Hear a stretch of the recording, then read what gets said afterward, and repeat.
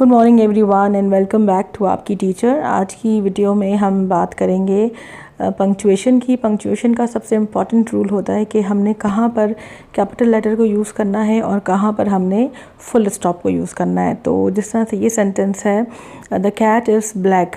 अब इस सेंटेंस के अंदर मैंने फ़र्स्ट लेटर को कैपिटल से लिखना चाहिए, तो द का जो टी है वो कैपिटल हो जाएगा।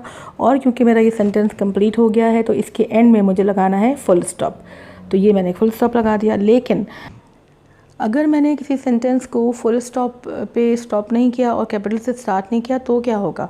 जिस तरह से ये सेंटेंस है, द कैट वॉज ब्लैक।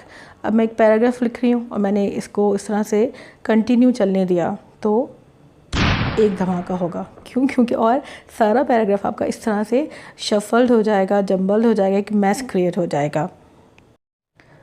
तो कैपिटल लेटर्स हमेशा यूज़ किए जाते हैं किसी भी सेंटेंस का पहला लेटर को लिखने के लिए। और अगर किसी इंसान का नाम है, किसी एनिमल का नाम है, पेट का, या कोई डेज ऑफ द वीक है, या फिर मंथ्स हैं, या फिर प्रॉपर नाउन है, तो उन सबको हम कैपिटल लेटर से स्टार्ट करते हैं। जिस तरह से हमारे पास ये सेंटेंस है, I went to London in January.